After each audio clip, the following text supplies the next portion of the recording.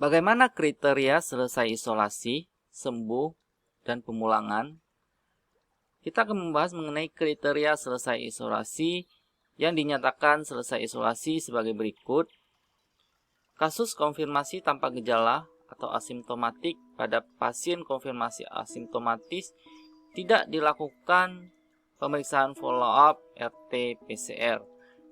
Dinyatakan selesai isolasi apabila sudah menjalani isolasi mandiri selama 10 hari sejak pengambilan spesimen diagnosis konfirmasi. Kemudian jika kasus konfirmasi dengan gejala ringan dan sedang, pasien konfirmasi dengan gejala ringan dan sedang tidak dilakukan pemeriksaan follow RT-PCR. Dinyatakan selesai isolasi harus dihitung 10 hari sejak tanggal onset ditambah 3 hari minimal setelah tidak lagi menunjukkan gejala demam dan gangguan pernapasan. Pada kasus konfirmasi dengan gejala sedang dengan komorbid yang kemungkinan berpotensi terjadi perburukan, dilakukan evaluasi ulang dengan RT-PCR. Pada kasus konfirmasi dengan gejala berat atau kritis yang dirawat di rumah sakit, kasus konfirmasi dengan gejala berat atau kritis yang dirawat di rumah sakit dinyatakan selesai isolasi apabila telah mendapatkan hasil pemeriksaan follow-up RT-PCR 1 kali negatif ditambah minimal 3 hari tidak lagi menunjukkan gejala demam dan gangguan pernapasan. Dalam hal pemeriksaan follow-up RT-PCR tidak dapat dilakukan, maka pada pasien kasus konfirmasi dengan gejala berat dan kritis yang dirawat di rumah sakit sudah menjalankan isolasi selama 10 hari sejak onset dengan ditambah minimal 3 hari tidak lagi menunjukkan gejala demam dan gangguan pernapasan, maka dinyatakan selesai isolasi dan dapat dialih rawat non isolasi atau dipulangkan. Sebagai contoh, jika ada pasien dengan gejala selama 2 hari, maka pasien dapat keluar di ruang isolasi setelah 10 hari tambah 3 hari, sama dengan 13 hari dari tanggal pertama kali muncul gejala atau onset gejala. Jika pasien dengan gejala selama 14 hari, maka pasien dapat keluar dari ruang isolasi setelah 14 hari tambah 3 hari, yaitu 17 hari setelah tanggal pertama kali onset gejala. Jika pasien dengan gejala selama 30 hari, maka pasien dapat keluar ruang isolasi setelah 30 hari tambah 3 hari. Jadi selama 33 hari setelah tanggal pertama kali onset gejala. Kriteria sembuh. Pasien konfirmasi tanpa gejala atau gejala ringan, gejala sedang, dan gejala berat atau kritis dinyatakan sembuh apabila telah memenuhi kriteria selesai isolasi dan dikeluarkan surat pernyataan selesai pemantauan berdasarkan penilaian dokter di Pasienkes tempat dilakukan pemantauan atau oleh DPJP. Pasien konfirmasi dengan gejala berat atau kritis dimungkinkan memiliki hasil pemeriksaan follow-up RT-PCR persisten positif. Nanti kita akan membahas mengapa PCR-nya positif terus padahal sudah sembuh begitu. Karena pemeriksaan RT-PCR masih dapat mendeteksi bagian tubuh virus COVID-19 walaupun virus sudah tidak aktif lagi atau tidak menularkan lagi terhadap pasien tersebut. Maka penentuan sembuh berdasarkan hasil asesmen yang dilakukan oleh DPJP. Kriteria pemulangan, pasien dapat dipulangkan dari perawatan rumah sakit bila memenuhi kriteria selesai isolasi dan memenuhi kriteria klinis sebagai berikut. Hasil kajian klinis menyeluruh termasuk diantaranya gambaran radiologis menunjukkan perbaikan, pemeriksaan darah menunjukkan perbaikan yang dilakukan oleh dokter DPJP menyatakan pasien boleh dipulangkan. Tidak ada tindakan perawatan yang dibutuhkan untuk pasien baik terkait sakit COVID-19 atau masalah kesehatan lain yang dialami pasien. BPJP perlu mempertimbangkan waktu kunjungan kembali pasien dalam rangka masa pemulihan. Khusus pasien konfirmasi dengan gejala berat atau kritis sudah dipulangkan tetapi tetap melakukan isolasi mandiri minimal 7 hari dalam rangka pemulihan dan kewaspadaan terhadap munculnya gejala COVID-19 secara konsisten menerapkan protokol kesehatan. Kemudian kita akan membahas persisten positif COVID-19. Persisten positif pada COVID-19 ditemukan pada pasien yang sudah mengalami perbaikan setelah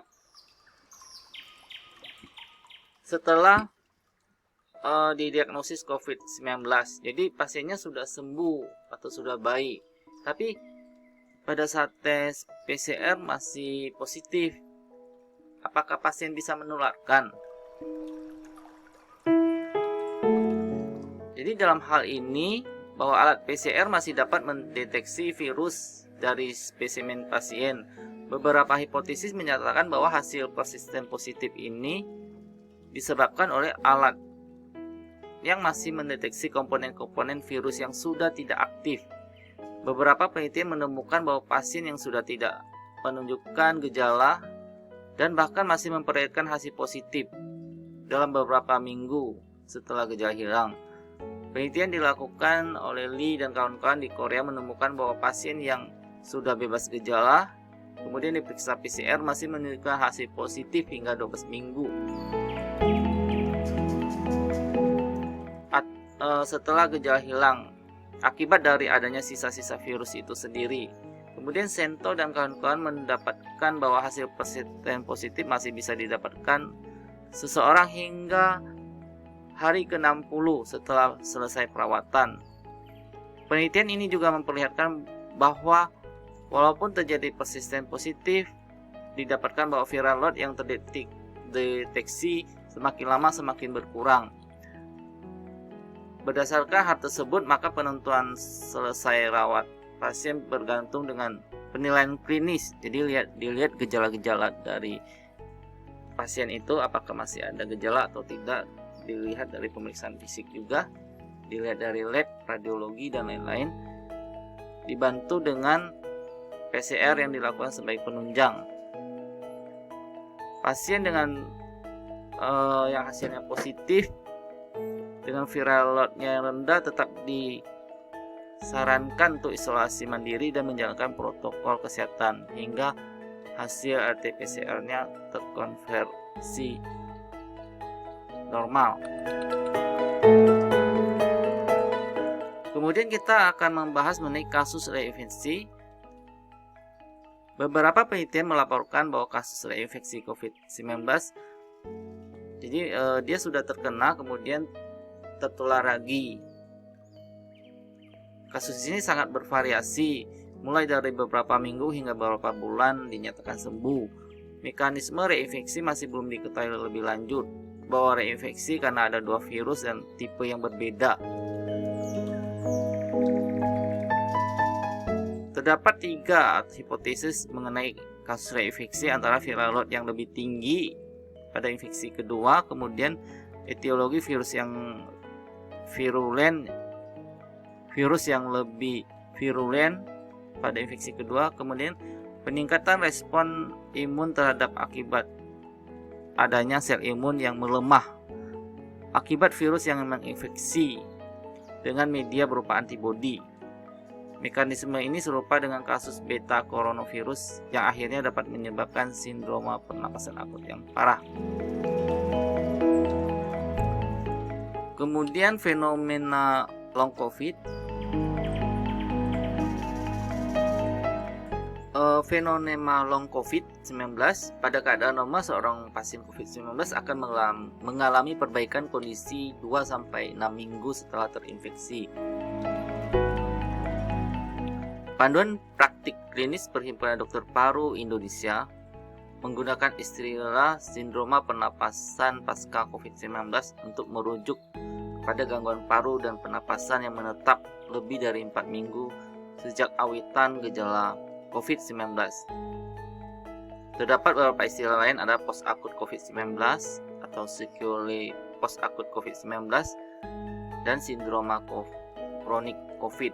Faktor risiko yang berhubungan dengan terjadinya long COVID antara lain ada perempuan usianya lebih dari 50 tahun, terdapat lebih dari 5 gejala selama infeksi akut, membutuhkan perawatan di rumah sakit, terdapat gejala kelelahan, nyeri kepala, dispepsia, suara serak, dan mialgia.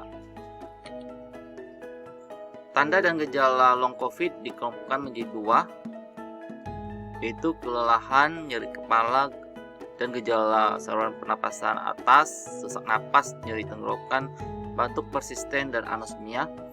Kemudian keluhan multisistem meliputi demam dan gejala pencernaan seperti diare.